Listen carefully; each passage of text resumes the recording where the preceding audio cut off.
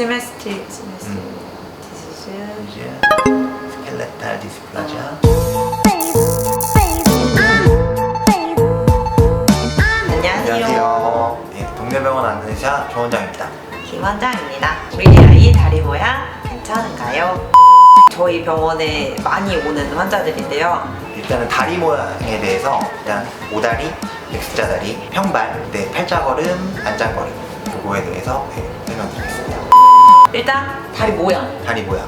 네. 다리 모양 진짜 많이 물어보시거든요. 원장님이랑 같이 개원을 하기 전에는 영유아 검진 이럴 때 물어보실 때 이 나이에 비해서 다른 친구들보다 달라 보인다, 더 휘어 보이거나 X로 보이거나 하면은 다른 과로 보내드렸죠. 이제 소아를 좀 봐주실 수 있는 정형외과나 재활의학과 가보세요 라고 했었는데, 같이 진료를 하면서는 이제 그 부분이 너무 편하고 좋아요. 사실 저희 병원에 그렇게 온 환자들이 많아지면서 또 꼬리에 꼬리를 물고 환자들이 좀 많이 오시는 것 같습니다. 소아과 책에서 이 부분은 굉장히 아주 일부만 나와요. 우리는 걸러주는 눈, 직접 치료나 이런 것들은 이제 다른 과로 보내드리긴 하죠. 완전 애기들 아니고 약간 큰 애기들, 한 돌 지나서부터 한 10살 이 정도까지 나이별로 좀 보면서 설명을 드릴게요. 2살 미만부터 이제 걷기 시작하면서 2돌 미만부터 보면, 처음에 애기들이 이렇게 걷기 시작하면 다리가 이렇게 O자처럼 보이잖아요. 무릎이 이렇게 벌어져 보이고, 그러면 좀 걱정하시는 부모님들이 간혹 계세요. 애기의 이제 정상적인 성장 과정에서 다리가 이렇게 O자처럼 보이는 거는 정상입니다. 아주 일반적인 현상이고요. 18개월에서 2세 때까지는 그렇게 보일 수 있다고 되어 있고요. 복숭아뼈를 붙이고 무릎 거리를 쟀을 때 6cm 미만이면 크게 문제가 되는 경우가 없다. 그리고 아기가 특별히 양쪽에 차이가 없다거나 기능상의 문제가 없다거나 통증이나 이런 거 호소하지 않으면 대부분 이제 크면서 다음 단계로 넘어가는 상태라고 할 수 있습니다. 조금 크게 되면 이제 2살에서 7살 사이, 6살까지라고도 하기도 하고, 그때는 이제 무릎이 붓고 이제 복숭아뼈가 떨어지는 X자 모양으로 좀 보이게 되는데, 그런 모양일 때도 또 걱정하시는 분들이 계세요. 그것도 보시기에 정상적으로 보일 수 있는 그런 상태라고 보시면 되겠습니다. 무릎을 붙이고 복숭아뼈의 길이를 재면, 거리를 재면 되겠는데, 복숭아뼈 사이의 거리가 자료마다 좀 다르지만 한 8cm 미만이 되면 그냥 지켜보는 그런 상태가 되겠습니다. 근데 가끔 약간 우리 좀 통통한 친구들 있잖아요. 학동기에 통통한 친구들이 허벅지 살이 좀 많으면 약간 모양이 그렇게 보이기도 하는 것 같은데 어떨까요? 정상적으로 골격 자체가 골반의 꺾임이나 이런 것 때문에 약간 이렇게 X자처럼 생겨요.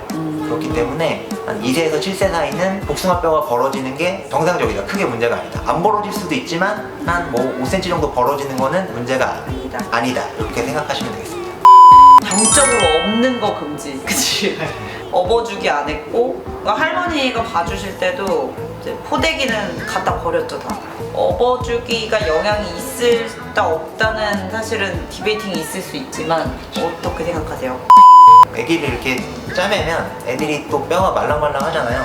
코도 자꾸 만지면 높아진다고 그러고. 그러니까 그러니까 다리가 이렇게 휠 수 있는 조건이 되잖아요. 이렇게 장기간 오랜 시간 동안에 묶어두면, 서양인처럼 키우고 싶다면 앉아서 앉아서 서양인의 생활 습관대로. 그런 생활 습관의 차이가 체형의 차이도 만드는 거 아닐까? 당연히 영향을 줄 수 있다고 생각합니다.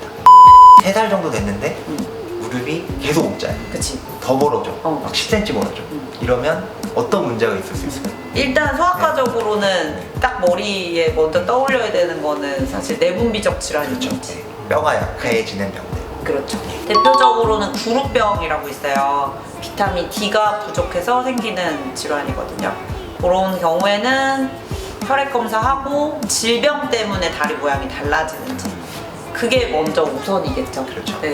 어떤 전신 질환이 있는지 확인을 하는 게 제일 먼저고요. O자다리 되는 경우에는 흔치는 않지만 블런트병 그런 것도 있어요. 아래다리, 경골의 안쪽이 이렇게 계속 스트레스를 받아서 이쪽이 조금 망가지는 거죠. 그래서 이제 오다리처럼 변하는 경우. 흔치는 않은 것 같아요. 저는 잘 못 본 것 같아요. 외국에는 간혹 있다고 그러고 성인에는 가끔 있어요.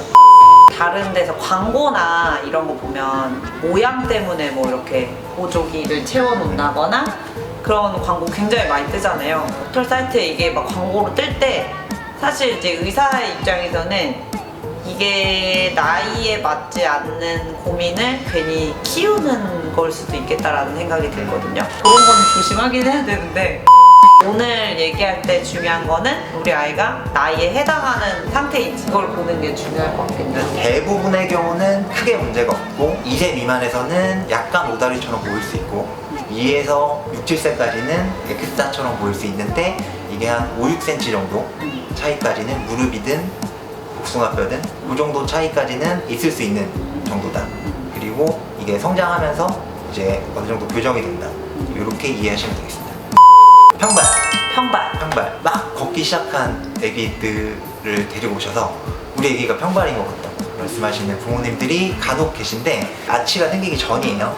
그래서 한 5살에서 한 7살 정도까지 아치가 형성이 되기 때문에 그때까지는 조금 이제 지켜보기도 합니다. 5살에서 6살. 네, 한 7살까지 이제 아치가 형성된다라고 하는데 네. 평발이라는 상태가 이 스프링 리가먼트라고 해서 아치를 만들어주는 인대가 있는데 그게 이게 늘어나서 이제 아치가 형성이 잘 안 되거든요. 그러면 이제 얘가 쿠셔닝이 잘 안 돼서 조금만 걸어도 쉽게 피곤하고 이제 발이 아프고 그런 상태입니다. 애기들은 이게 한 7살 때까지 이제 서서 형성이 된다고 하는데 유전적인 요인도 당연히 있고요. 아빠 평발이면 애기도 평발일 가능성이 당연히 좀 있고 근데 이제 7살 때쯤 형성이 된다고 하지만 아예 형성이 안 될 것 같은 애들이 좀 있어요. 요거는 좀 제 기준인데 이렇게 뒤에서 봤을 때 뒤꿈치가 이렇게 무너지는 친구들이 있거든요. 애기들임에도 불구하고 그런 경우에는 이제 교정용 깔창을 조금 일찍 권하는 편입니다. 무너지는 게 뭐야? 무너진다. 발을 봤을 때 발도 이제 앞쪽 발과 뒤쪽 발로 나거든요. 전족부와 후족부로 나누는데 뒤에서 봤을 때 이제 보이는 뒤꿈치 쪽이 뒤쪽 발이에요. 그게 이제 다리랑 정렬을 봤을 때 바깥쪽으로 이렇게 되는 거예요. 네, 아치가 없어지니까 이렇게 무너지면서 뒤꿈치가 정렬이 안 맞게 바깥쪽으로 이렇게 흐르는 경우가 있어요. 예. 그렇게 되면 보행이 패턴이 망가지면서 팔자구름처럼 되기도 하고 안짱다리처럼 되기도 하고 둘 다 가능합니다. 그런 경우는 깔창 하나요? 깔창을 하는데 애기들 같은 경우는 발이 되게 빨리 크잖아요. 별로 문제가 없는 단순 유연성 평발일 경우에는 그냥 일반 깔창 조금 신어보라고 해요. 일반 교정용 깔창 있잖아요. 판매하는 거. 예, 그런 거를 조금 신어보라고. 왜냐면 발 너무 빨리 크고 이게 비싼 거 하면은 될지 안 될지 잘 모르니까 애들이 안 신을 수도 있고 그래서 그걸 신고 조금 지내보라고 이야기를 하고요. 비싼 교정용 깔창이 당연히 효과는 좋겠죠. 이제 밀리미터 단위로 딱 이제 커스터마이즈해서 본인한테 맞춰주는 거기 때문에 효과는 당연히 좋지만 그냥 단순 깔창도 어느 정도 효과는 있을 것이다. 평발 깔창이 그 아치 부분 이렇게 올라와 있는 거거든요. 구조적으로 눌러주는 거예요. 이렇게 눌러주니까 이제 형성되는데 조금이라도 도움이 된다고 하더라고요. 그러니까 이제 형성에도 도움이 되고 이제 기능적으로도 쿠셔닝이 좀 되니까 예. 보행 때 발 불편감이나 이런 게 좀 덜 할 수 있다. 그럼 신발에도 넣어주고 유치원에서 실내화에도 넣어주면 좋겠죠? 그렇죠. 예. 네. 모든 보조기의 원칙이 오래 쓰고 길게 쓸수록 다 효과가 좋으니까 깔창도 마찬가지입니다. 저는 이제 수술도 하는 줄 알았어요. 평발에 대해서는. 수술하는 케이스는 어떤 케이스냐면 평발이 이제 유연성 평발이 있고 아예 이렇게 좀 리지드한 타입이 있거든요. 그거는 어떻게 확인을 하시면 되냐면 평발이 있을 때 이제 엄지발가락을 이렇게 들어보는 테스트가 있어요. 엄지발가락을 이렇게 들었을 때 아치가 형성이 되면 유연성 평발이라고 할 수 있습니다. 대부분이 다 유연성 평발이고 이제 이거 했는데 안 되면 예, 리지드한 타입은 굉장히 일찍 발견되고 그거는 정형외과에서 수술을 해야 됩니다. 뼈가 딱딱하게 딱 평평하게 생긴 거니까요. 구조적인 문제가 아니고 힘이 없어서 처진 게 아니고 딱딱하게 굳어져 있는 거라 그런 경우에는 수술을 합니다. 그런 케이스는 이제 소아에서는 많지는 않겠네요. 예, 많지는 않고 이제 대부분의 경우는 유연성 평발입니다. 보행 제일 많은 케이스. 정말 많이 오죠.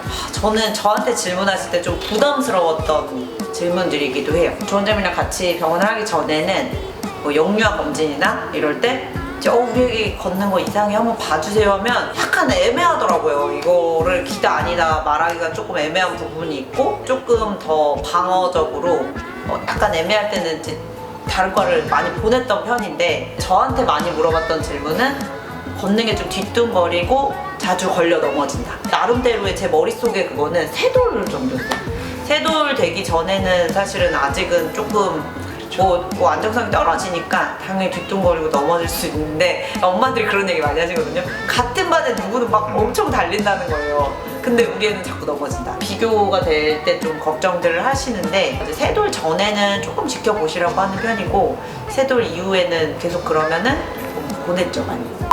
보호자분들이 제일 궁금해하시는 경우가 크게 보면 한 3가지 정도가 있어요. 팔자걸음, 안짱걸음, 까치발. 까치발은 저번에도 한번 설명을 드렸었는데 크게 근골격계일 문제일 가능성은 별로 없으나 다른 질환, 신경계 질환일 가능성이 있기 때문에 그런 거를 염두에 두고 조금 관찰해야 하는 상태이다. 다리의 어떤 구조적인 문제 때문에 까치발을 하는 경우는 그렇게 많지 않기 때문에 요거는 일단 조금 넘어가고 오늘은 안짱다리랑 팔자걸음에 대해서 조금 설명을 드릴게요.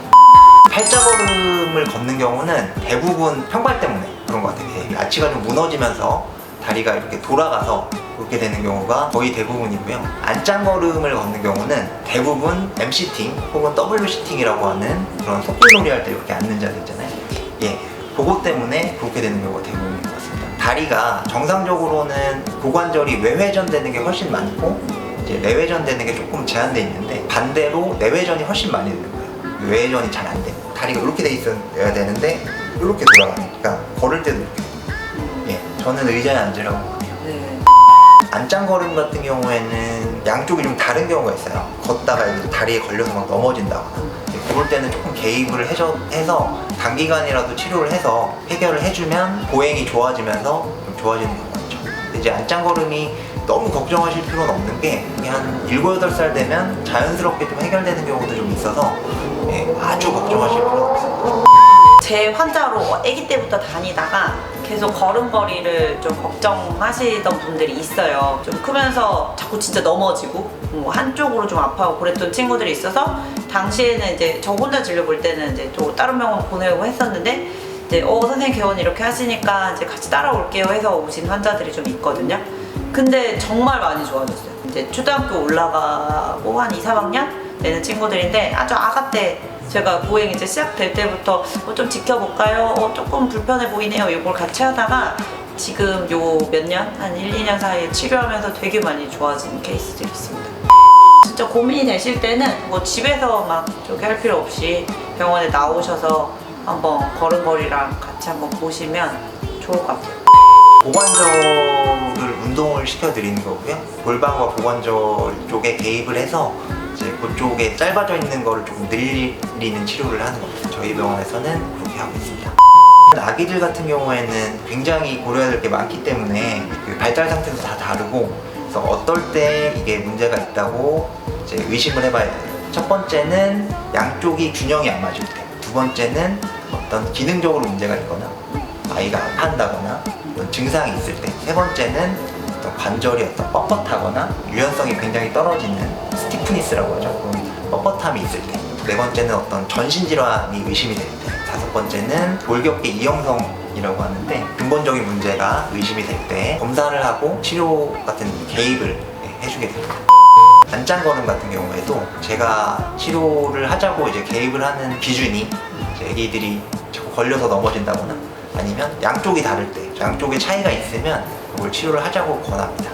겉으로만 보는 거는 저는 좀 자신이 없을 때가 있더라고요. 엑스레이를 찍으면서 더 보는 게 있나요? 근데 엑스레이를 찍는 게 네. 사실은 좀 다른 문제가 없는지 확인을 하는 거고 예, 이거를 찍어서 각도를 재고 이런 경우도 뭐 있기는 한데 기본적으로는 어떤 문제가 이제 없는 걸 좀 확인하고 싶어서 찍는 경우가 좀 있어요. 엑스레이 한번 찍어서 큰 문제가 없는지 한번 확인을 하고 어떤 문제가 있는지 한번 확인을 하시고 그렇게 하시면 될 것 같습니다.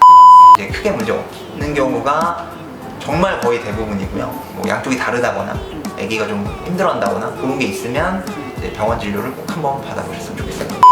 많이들 고민하시지만 괜히 고민만 하시지 말고 적절한 시기에 적절한 검사를 해서 꼭 저희 병원이 아니어도 됩니다. 그래서 이제 괜히 집에서 막 이것저것 찾아보시기에는 사실 산으로 이상한 게 너무 많아요. 산으로 가는 산으로 가는 경우들이 있으니까 병원에서 이제 확인을 받아보시고 병원이 뭐 주변에 많이 있으니까요. 주변에 예. 많이 있고 예. 저희 병원이 예. 주 6일 지금 열심히 돌아가고 있기 때문에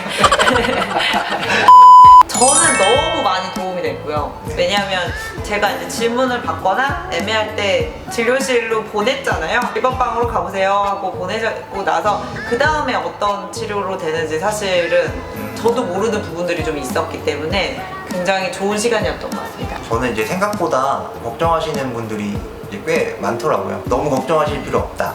그런 걸 좀 말씀드리고 싶었고요. 잘 체크해 보셔서 필요하시면 병원에 한번 방문해 보시는 기회가 되었으면 좋겠습니다. 오늘도 저희 동네 병원 아는 의사 시청해 주셔서 감사합니다. 감사합니다.